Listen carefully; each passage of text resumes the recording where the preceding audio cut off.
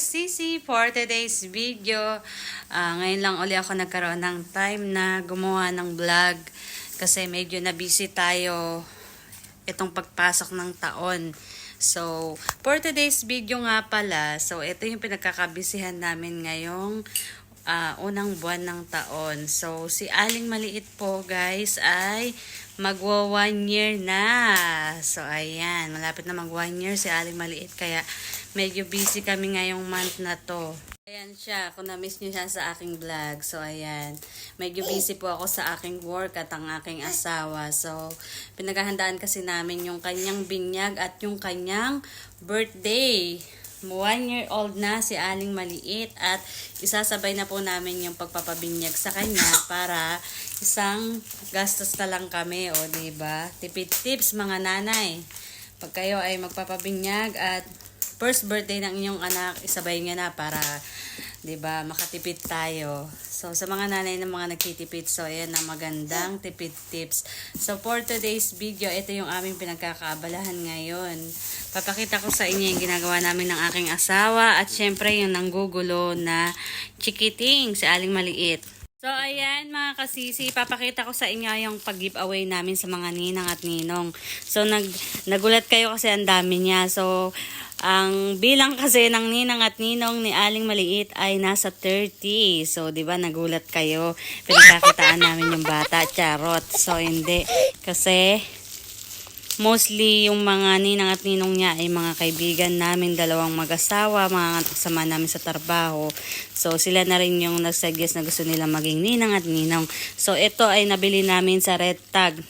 Naka 50% siya, kaya ito na lang yung naisip namin na ipag-giveaway kasi maganda siya at magagamit. So, ayan. Ito ay isang tumbler mula sa Red Tag. So, ayan. Ang ganda pa ng kulay.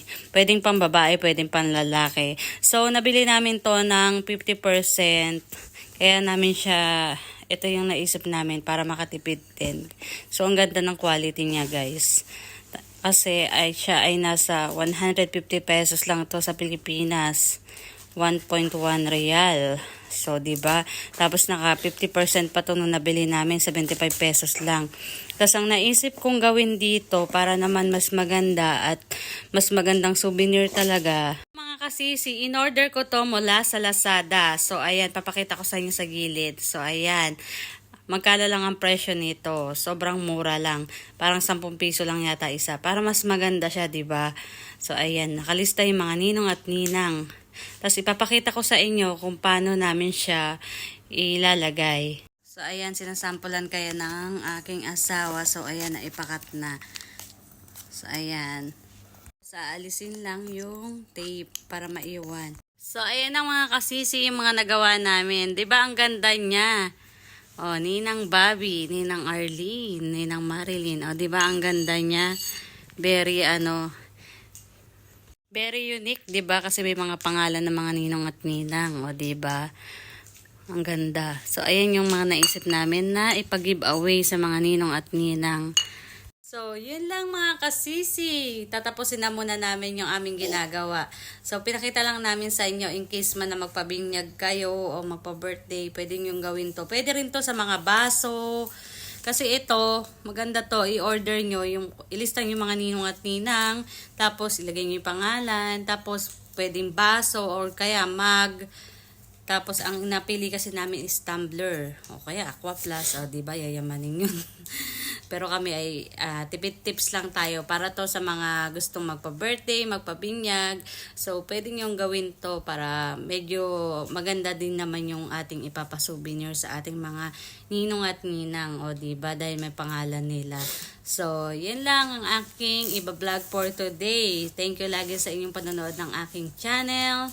See you in my next vlog. Advance happy birthday, Aling Maliit. 1-year-old na si Aling Maliit, guys. Ang bilis ng panahon.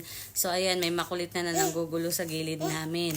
Hindi kami matapos-tapos dahil sa pangungulit niya. So, yun lang mga kasisi. Bye! Bye! Bye-bye daw. Bye-bye! Bye! Bye! O, diba? Bye!